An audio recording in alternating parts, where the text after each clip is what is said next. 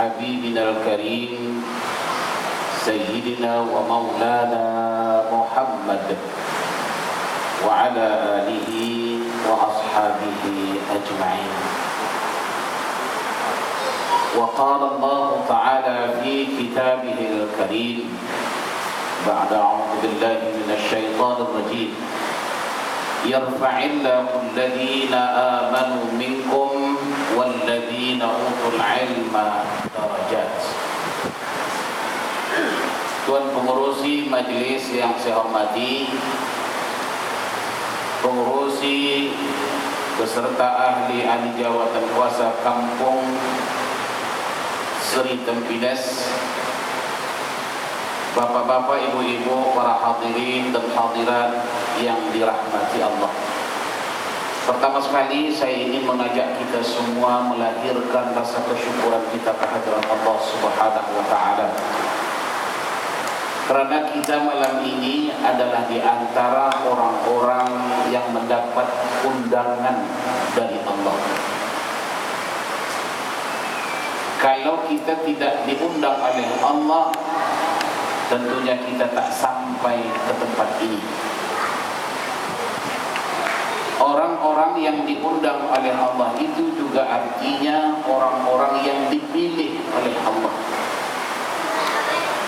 Tentu sekali Allah memilih orang-orang yang baik, yang disebut orang-orang yang saleh dan salihat.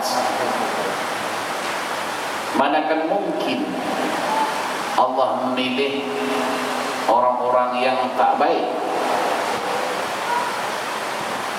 Jadi kita malam ini adalah hamba Allah yang baik menurut Allah.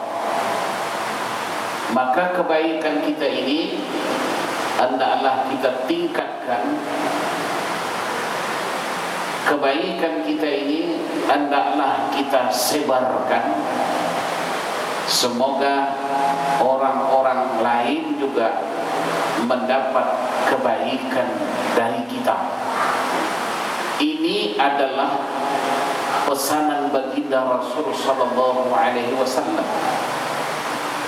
di mana Nabi kita Muhammad sallallahu alaihi wasallam diutus oleh Allah adalah membawa rahmat kepada seluruh alam jagat. Wa ma arsalnaka illa rahmatan lil alamin. Tidaklah kami, kata Allah, mengutus engkau ya Muhammad, melainkan membawa rahmat ke seluruh alam jagat. Nabi sudah menyampaikan kebaikan demi kebaikan. Sekarang beliau sudah tiada, maka kita adalah sebagai warisnya. Jadi kebaikan-kebaikan yang kita dapati daripada ajaran yang dibawa Nabi sallallahu alaihi wasallam ini hendaklah kita tebarkan ke sekeliling orang-orang yang berada di kehidupan kita. Semoga orang lain juga mendapat kebaikan tersebut. Inilah ciri-ciri umat Muhammad, dan itulah dia ajaran Islam. Islam artinya apa? Selamat sejahtera dunia akhirat. Maka jangan sekali-kali kita sebagai umat Muhammad membuat kerusakan, membuat onar, membuat malu Nabi sallallahu alaihi wasallam. Melainkan kita adalah menjadi umat yang dibanggakan oleh Nabi sallallahu alaihi wasallam sedari di dunia ini sampailah ke hari akhirat nanti. Bapak Ibu sekalian, kita hari ini hidup dalam arena, dalam dunia globalisasi.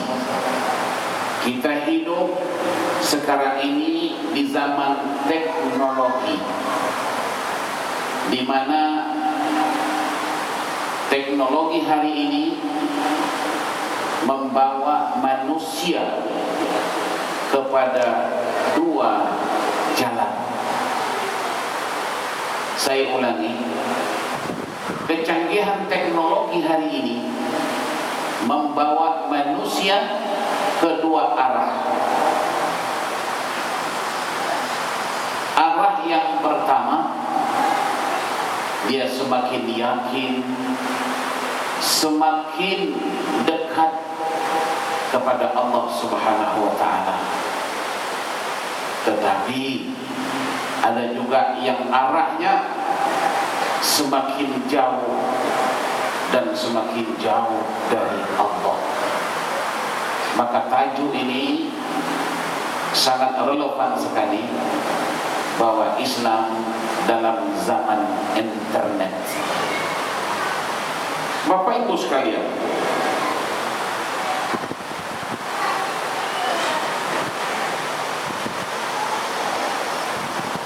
hari ini atau zaman sekarang ini, ilmu yang didapati tidak sesulit, tidak sesusah orang-orang dahulu.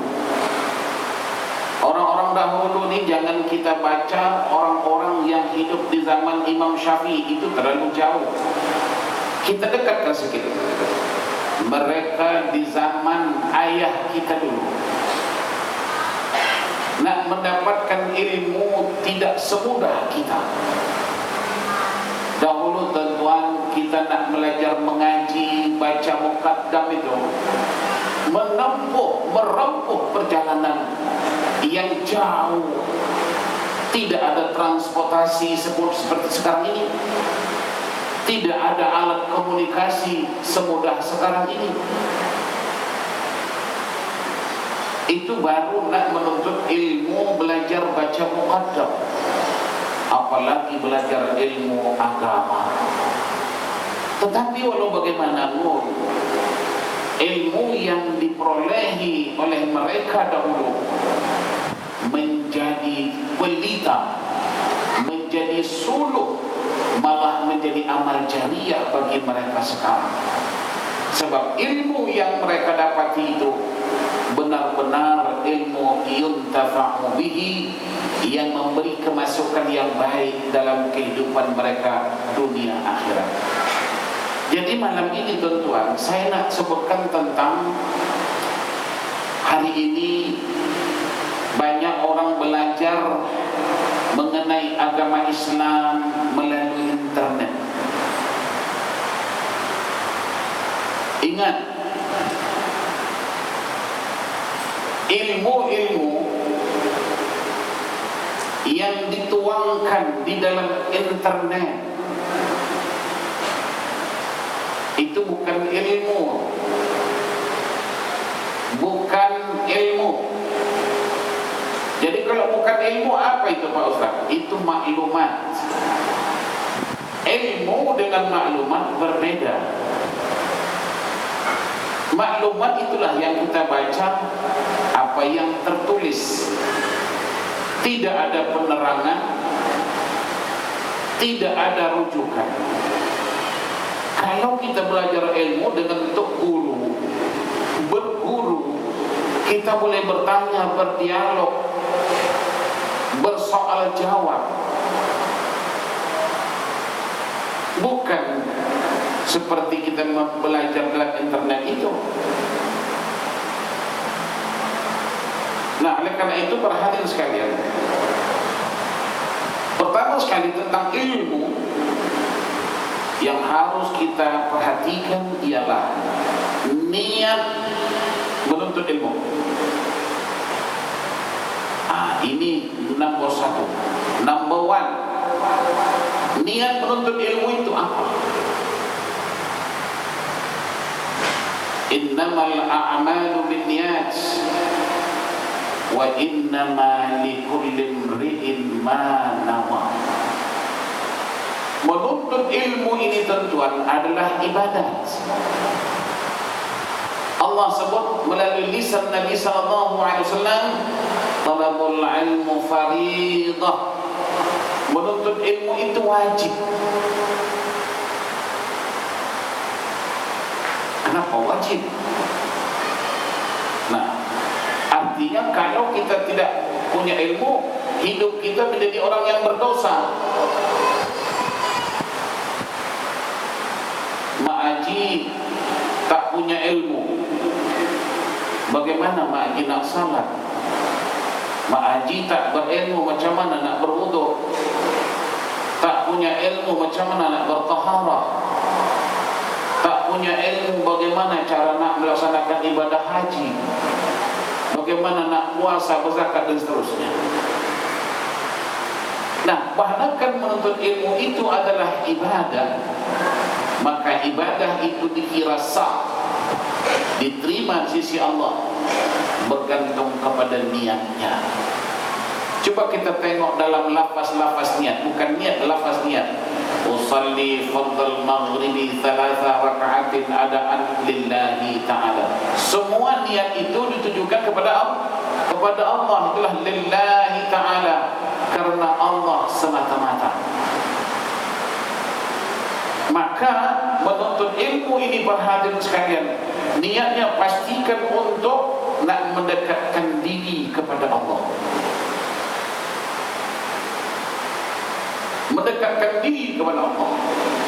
Maka jika sesiapa saja yang mempunyai ilmu atau merasa dirinya berilmu, tetapi dia tidak dekat kepada Allah, itu bukan ilmu yang menunjukkan dia ke jalan yang benar.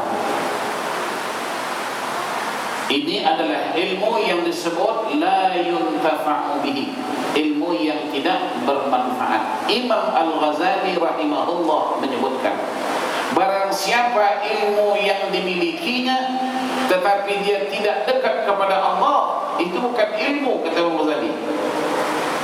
Itu kecelakaan. Itu bukan ilmu, itu adalah kecelakaan. Semakin bertambah ilmu, semakin jauh kepada Allah. Semakin bertambah ilmu, semakin bangkang kepada Allah.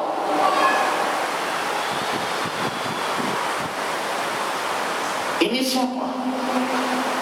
Inilah dia, namanya makhluk Allah yang disebut iblis, syaitan.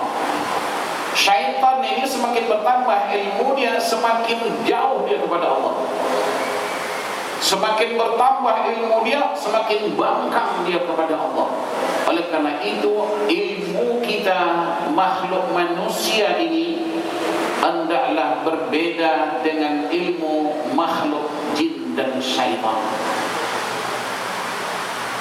Jadi sekarang kita tengok begitu, dia belajar melalui internet, dapat ilmu, bukan menjadi baik,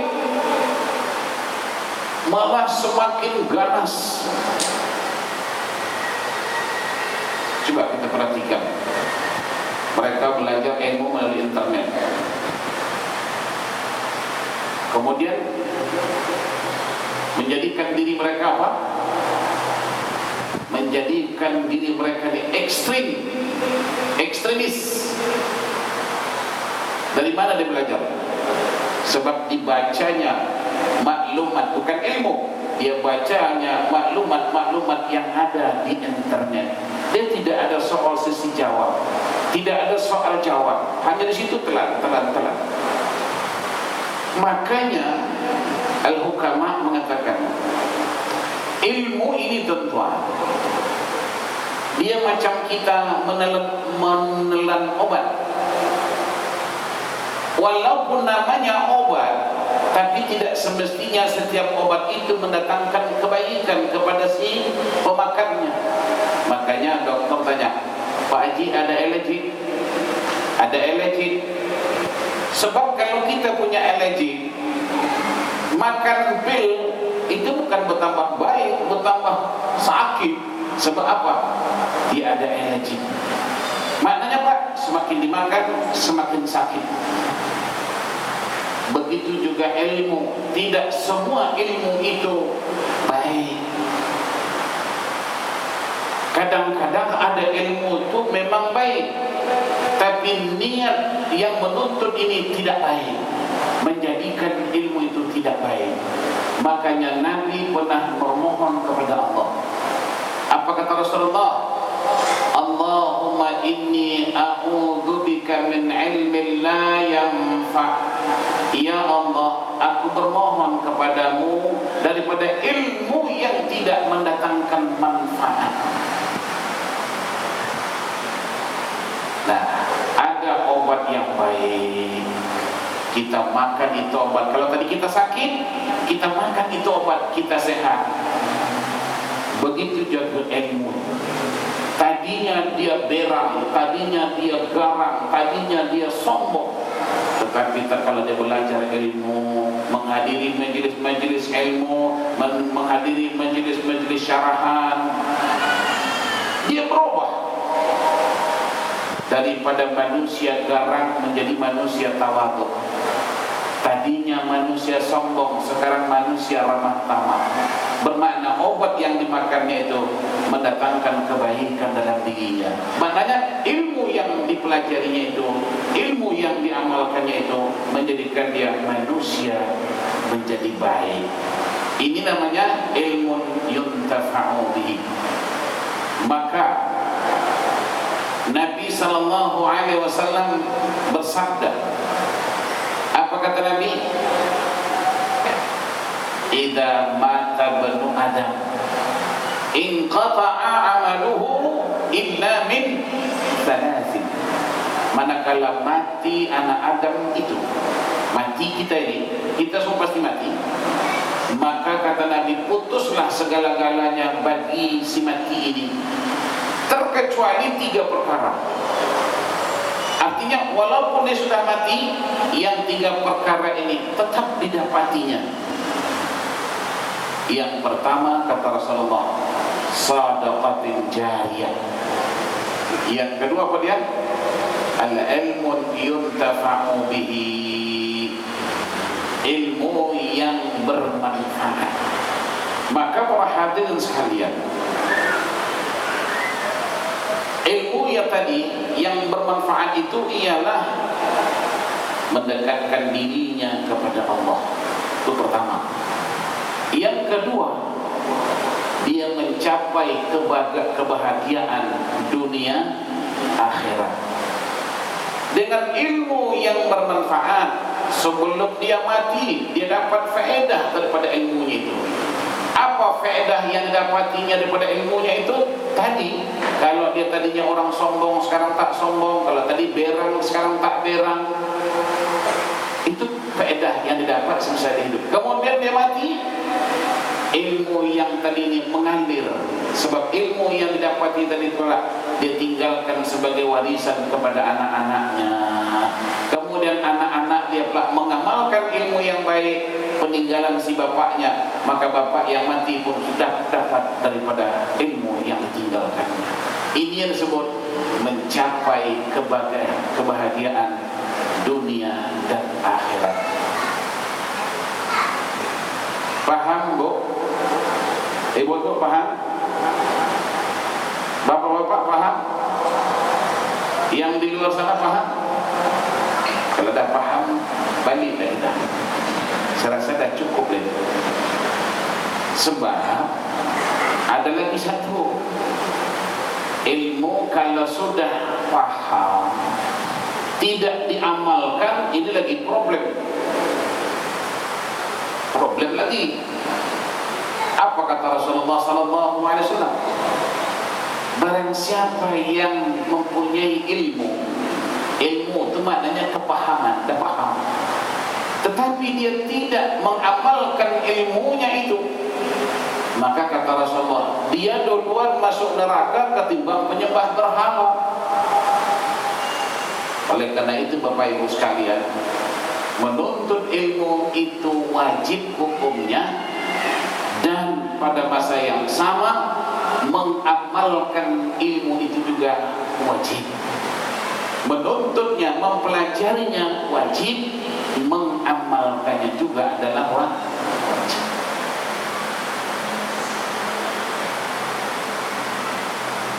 Saya rasa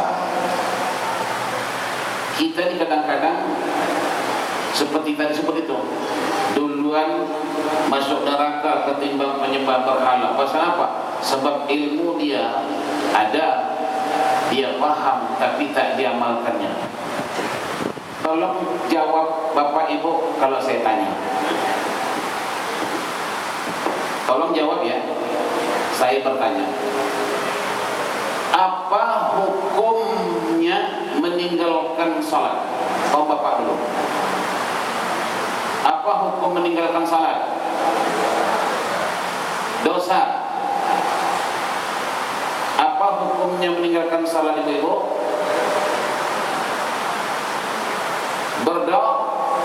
Berdosa. Orang yang berdosa tempatnya di mana? Tempines. Apa ini?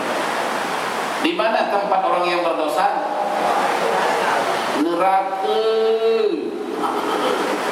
Bermakna dia tahu meninggalkan salat itu berdosa, dan orang yang berdosa itu tempatnya dalam neraka.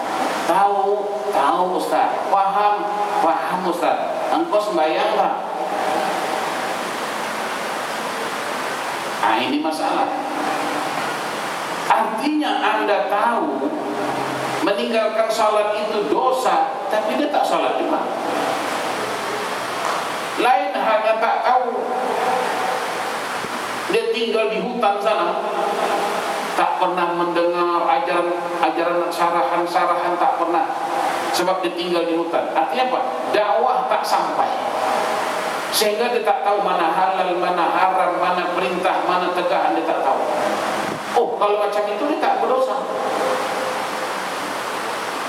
sebab dia tidak tahu.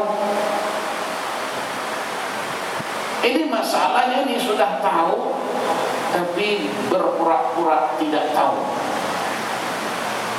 Berpura-pura itu pun dosa. Itu kan menipu diri namanya. Kalau diri kita boleh kita tipu, apa beratnya kita nak tipu orang? Betul nggak? Dalam hatinya diri gua tipu, apalagi lo.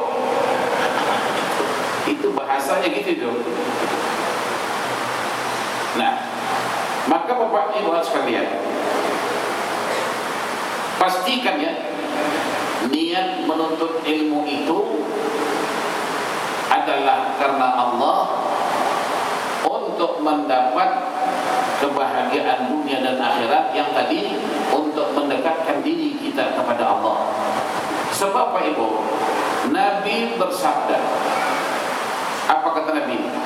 Man talabal ilm liyujari bihil ulama aw liyumari bihis sufaha aw yusarrifu wajhun nas adkhalahu an-nar. Kata Rasulullah, barang siapa yang menuntut ilmu, tujuannya apa? Liyujari bihi ulama, untuk dia nak menjatuhkan ulama. Ini dia nak tunjuk dia hebat. Mana ulama itu? Aku nak challenge itu ulama. Jadi tujuan dia menuntut ilmu itu itulah, nak menjatuhkan ulama, nak merendah-rendahkan ulama, sehingga dialah rasanya ulama. Yang lain semuanya dikata ular dalam semak, sombong.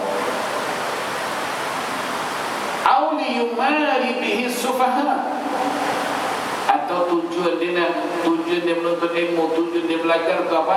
Nak membodoh-bodohkan orang bodoh. Sudahlah orang itu bodoh, dibodohnya lagi.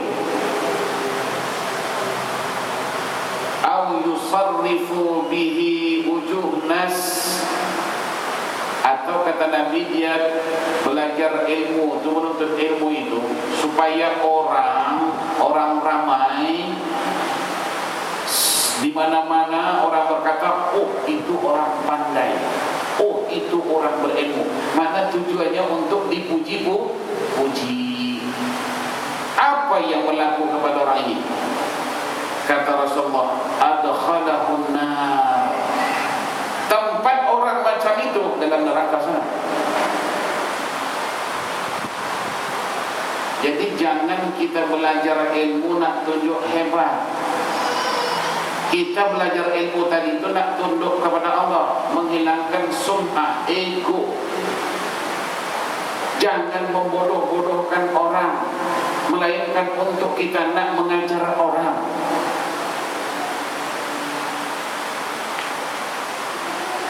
Bukan nak tunjuk-tunjuk kepada manusia, melainkan semata-mata mencari keridaan Allah Subhanahu wa ta'ala. Itu yang pertama ya. Kemudian tuan-tuan, orang yang tadi yang disebutkan Nabi tadi ini tujuan dari nak memperkecilkan ulama, nak membodoh-bodohkan orang yang bodoh. Artinya apa itu? Orang ini disebut namanya membuat keresahan masyarakat. Membuat keresahan masyarakat. Dulu orang-orang kampung ini bagus, bersatu padu, okey, tarawih sama-sama. Sekali datang dia, boleh masyarakat berpecah belah dibuat dengan berbagai-bagai argumentasi dia menyalahkan itu orang-orang kampung Seri Tempines, itu semua tak betul. Apa yang dibuat itu semuanya bid'ah, dalalah, nanti mati masuk neraka. Dah main neraka dia, seolah-olah neraka tu bapak dia punya, boleh Allah main masukkan suka-suka. Akhirnya penduduk jadi berpecah. Sebab apa? Tadinya ada perkumpulan marhaban, tapi datang dia, ini marhaban bid'ah, memperingati maulid Nabi, bid'ah, dalalah, masuk neraka. Ayo. Ini dia. Orang yang macam ini kata Nabi, adkhalahun nar.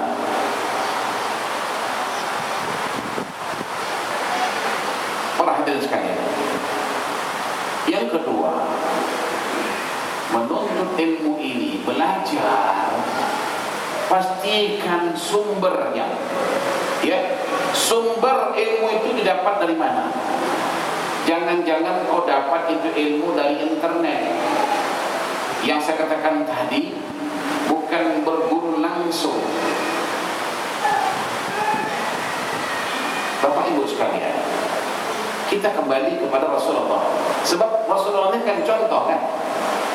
Laqad kana lakum fi Rasulillahi uswatun hasanah. Bagi kamu, kata Allah, Rasul itu contoh yang baik. Rasulullah belajar ilmu, berguru. Siapa guru Rasulullah? Jibril. Iqra, kata Jibril. Ya kan? Oh Madi, apa kabar?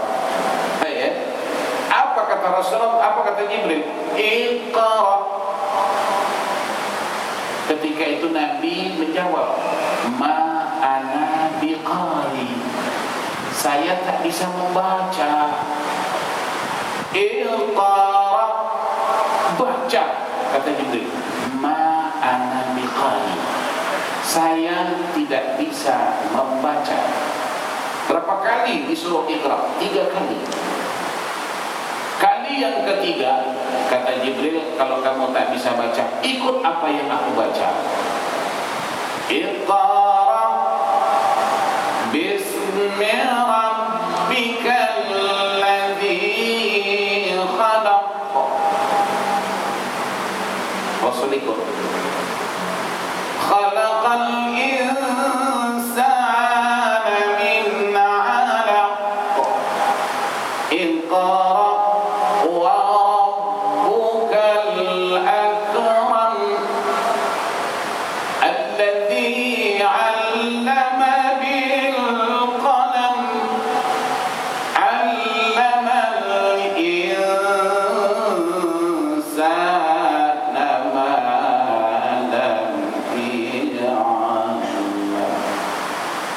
diajar oleh Jibril, diikut Nabi, nampak berguru. Bukan Jibril antar SMS dengan Rasulullah, Muhammad kau baca pandai-pandai lah, kau faham kau sendirilah, aku tak mau tahu, kata Jibril gitu. Enggak, diikut, suruh ikut. Nah, ini tadi mesti nak sumbernya dari mana didapati ilmu itu. Mestilah daripada guru, ya, guru yang mursyid. Nah, ini guru. Jadi kita nak belajar pun tengok juga gurunya siapa. Kadang-kadang banyak orang melabelkan diri dia kiai. Banyak orang katakan ini ulama. Saya ini cucunya Wali Songo. Songo. Engkau bukan Songo, Sengau. Pandai-pandai mengaku diri Wali Songo. Aku ini keturunan Nabi. Ayo, mengaku. Itu makanya Bapak Ibu sekalian, hari ini Majelis Agama Islam kita bekerja sama dengan pemerintah telah menetapkan namanya ARS, Asatizah Association itu. Agar apa? Kita tidak mau orang mengaku aku ulama, aku wali, aku kiai. Kalau engkau betul-betul, mana engkau punya itu ARS, diiktiraf, maka sekarang menjadi mandatory. Bagus. Jadi engkau tak ngomong semau-maunya, engkau tidak boleh mengaku semau-maunya, engkau mesti terdaftar. Mengelakkan apa? Mengelakkan daripada ini tadi, agar ilmu yang didapati itu pastikan daripada guru mursyid. Ingat ya, mursyid. Apa makna maksud guru yang mursyid? Ini guru yang mursyid artinya tidaklah hanya dia sekadar menyampaikan, mengajarkan ilmu tersebut, tapi pada masa yang sama dia pun tidak mengamalkan ilmu yang diajarkannya. Paham itu? Jadi guru yang mursyid itu ialah di samping dia mengajarkan ilmu tersebut kepada muridnya, tapi dia juga mengamalkan ilmu itu.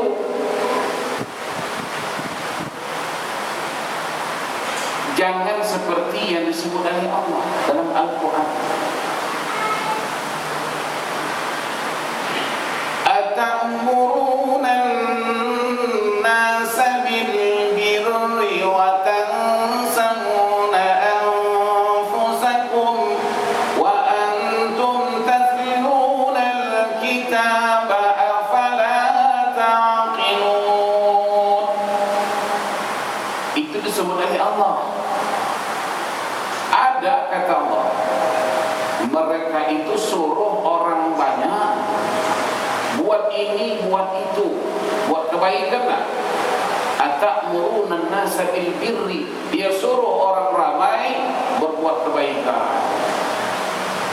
Tetapi kata Allah, dia sendiri melupakan dirinya. Ini kalau hadis Melayu sebut, ini orang lilin. Lilin itu seperti apa?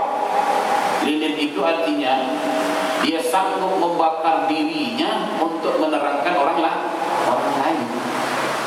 Orang lain diteranginya, diri dia dibakarnya.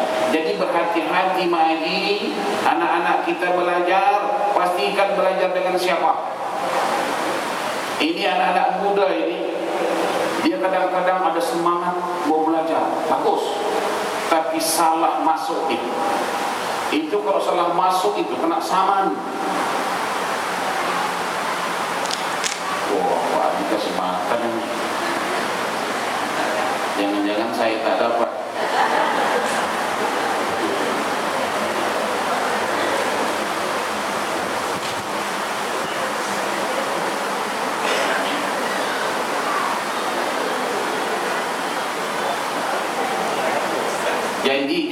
siapa dapat tak boleh pulang. Siapa dapat pulang umur pendek.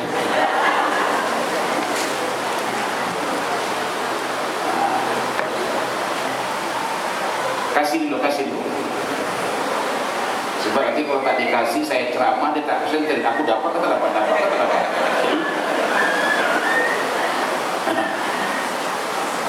Kasih dulu.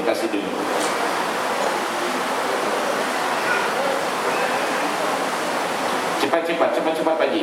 Cepat. Kita jam 10 kan? Sampai 10 kan? Tak boleh Pak Haji, berdosa lebih. Okey. Jadi sumber ilmu tadi mestilah didapati daripada sumber yang benar. Nah, kalau kita nak tahu sumber ilmu itu benar tak benar, tentu siapa yang mengajar? Betul tak? Maka ditekankanlah kepada guru yang mursyid. Para hadirin sekalian, itu malaikat Jibril itu diutus oleh Allah. Maknanya apa? Guru yang mursyid itu diutus oleh Allah. Maknanya Allah memilih. Allah telah memilih malaikat Jibril menjadi guru kepada Nabi. Pilih, tengok ya, pilih. Makanya sekarang pun dipilih siapa orang yang boleh mengajar. Kemudian dia punya label. Kita tengok sekarang ARS, dia bukan semua label sama.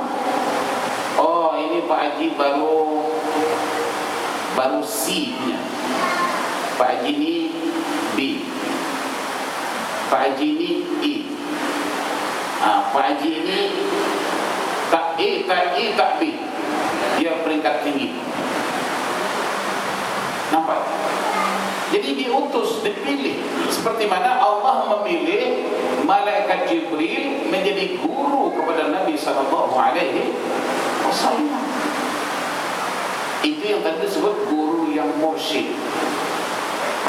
Dia mengajarkan ilmu tersebut, tetapi pada masa yang sama dia terlebih dahulu mengamalkan ilmu itu.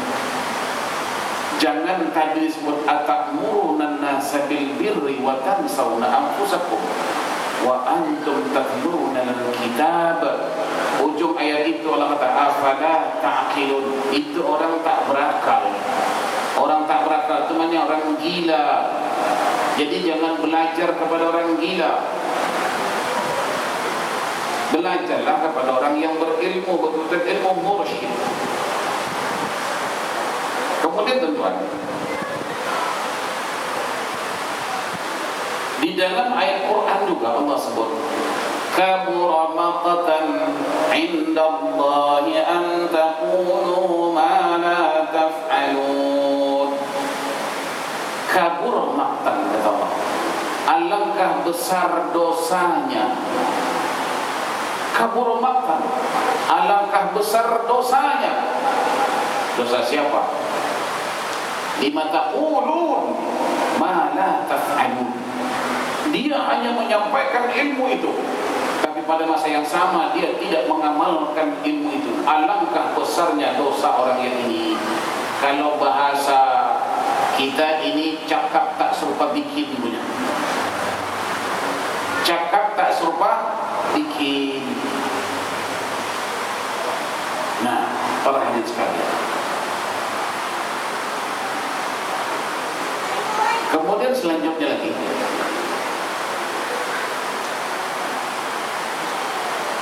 guru yang mursyid disebutkan di sana bahwa ilmu yang dipelajarinya tadi itu, yang diajarkannya tadi, betul-betul dapat merubah citra hidup orang yang belajar.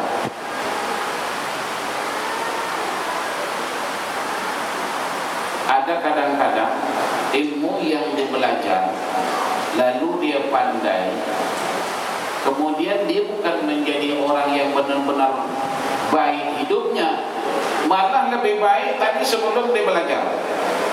Dulu Pak Ustaz, sebelum dia tahu tu ilmu dia bagus. Sekarang aku dengar dia mengaji dengan sianu-sianu, Sekarang dah berilmu, teruk dia. Pasal apa? Materi ilmu yang dipelajari itu juga harus benar. Dia belajar memang, tapi yang dipelajarinya ilmu tuyul. Ilmu tuyul. Kan tadinya sebelum dia tahu menuyul, dia bagus. Sekarang dah tahu tuyul, nuyul terus. Maknanya dengan ilmu yang didapati itu menjadikan dia lebih jahat daripada yang tadinya sebelum dia berilmu tersebut. Itu yang kedua.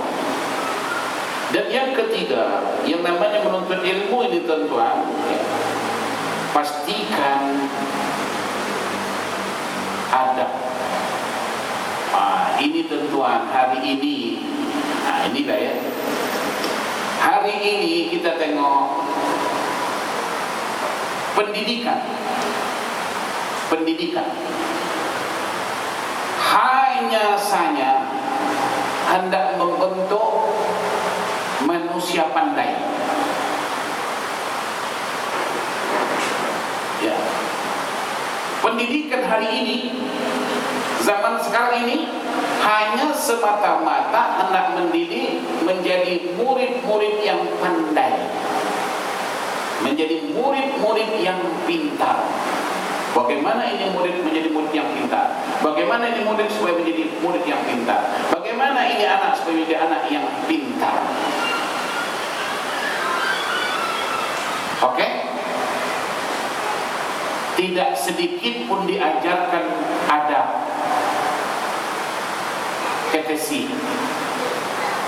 Tuan-tuan, dahulu zaman saya belajar, itu belajar duduk depan tok guru 3 bulan. Bagaimana cara duduk depan tok guru? Sebab Nabi SAW menyebutkan, apa kata Nabi? Ijlis amama muallimun muta'addibun. Kata Rasulullah, hendaklah kamu duduk di depan gurumu dengan duduk yang beradab. Sekarang tak beradab, akhirnya pintar kurang ajar. Pintar si pintar tapi kurang ajar. Jangan coba-coba guru mau tegur. Guru tidak boleh memarah menegur murid. Bayangkan tuan-tuan, kalau nanti gurunya tegur dia atau bahasa kesat, dia boleh report kepada bapak adik. Bapak dia datang bawa orang panjang. Yang mana guru bawa bacok kali. Dulu lagi tuan-tuan, kalau saya pulang sekolah, bapak saya tengok kuping saya ini merah, bapak saya tanya, sini, kenapa kupingmu merah? Kita tak boleh bohong dengan bapak. Kita terus terang bilang, guru putar. Iya, sini. Kita pikir mau disapu sium, bantai sekali. Sebab bapak kita tahu, takkan mungkin guru kamu piat kupingmu kalau kamu tak kurang ajar dengan dia. Betul tak? Sekarang don't touch, you know. Makanya budak makin kurang ajar, guru stres. Sebab nak marah tak boleh, tapi perangai macam iblis. Tapi bukan budak Singapura, ini budak Jerman yang saya ajar dulu. Akhirnya budak naik tocang, jadi setan dia. Tok gurunya marah satu kali tok guru marah. Apa yang dibuat tok guru? Empat tayar kata tok guru dipancit ini. Jalan kaki orang tua terbalik. Lambat sampai ke rumah. Tok guru ni, Pak Guru lama sampai ke rumah sebab tayar kereta dia 4 pancit. Dia jalan, dia balik naik bas sampai di rumah lambat. Isteri pula siasat, kemana abang lambat balik? Dia tak tahu kereta dia dipancitkan murid dia. Sampai ke rumah isteri pula marah, abang kemana? Kata suaminya, Saya kata abang kena pancit. Kenapa dipancit? Oh, soal macam CID pula. Menggigil orang tua. Bayangkan. Jadi budak tak beradab. Ya, saya rasa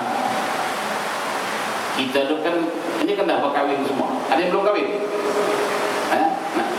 Bukan belum kahwin, nak kahwin lagi mungkin ya. Maksud saya, sedangkan kita duduk pelaminan, duduk di pelaminan ni, itu kan ada adab itu kan. Sampai mak andam sebelah dijaga. Kalau pengantin ditekantuk sikit, terteleng sikit, jaga betul. Padahal kau nak telentok kah, kau nak tidur kah, kau punya pasal orang no komen. Tapi itu pun diambil berat, diambil kira. Kenapa engkau duduk depan tok guru suka-suka?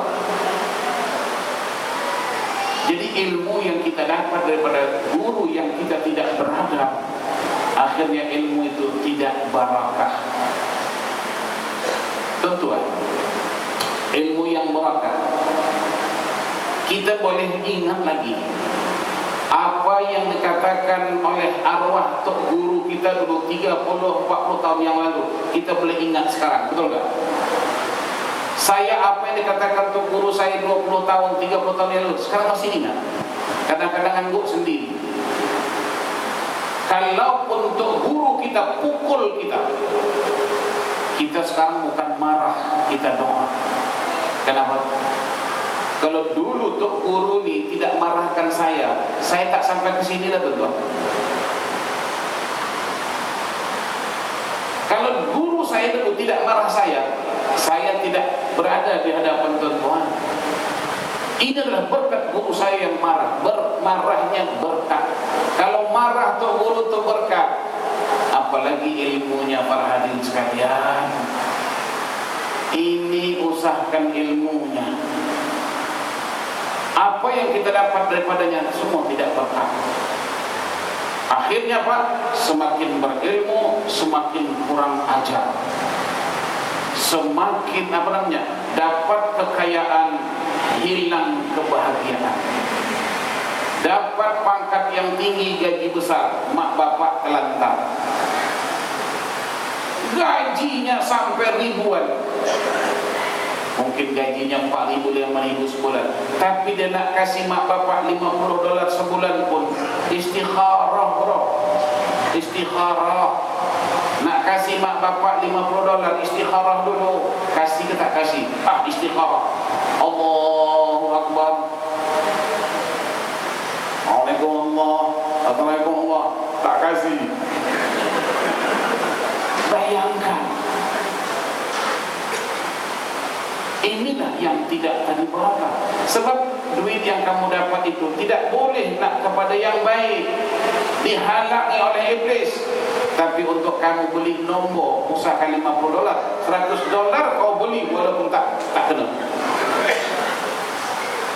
Itu namanya harta yang kamu dapat, pendapatan yang diraih tidak ada keberkatannya. Sebab apa? Sebab kamu durhaka dengan gurumu, kamu durhaka dengan ibu bapa.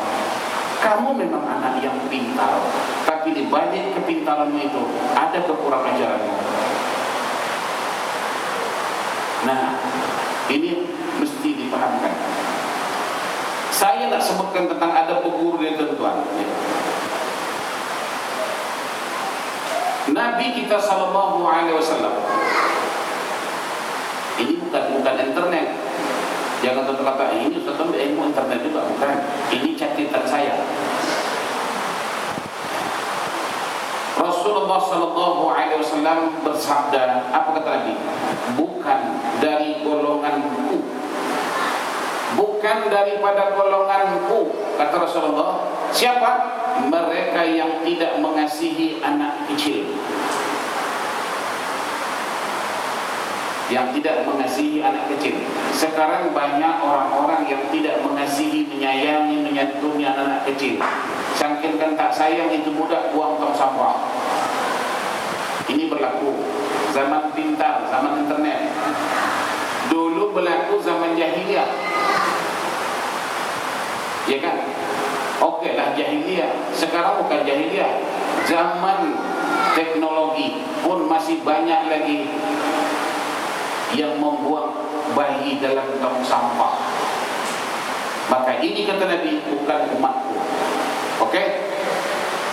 Juga kata Nabi, tidaklah mereka itu daripada golongan umatku, mereka yang tidak hormatkan orang tua.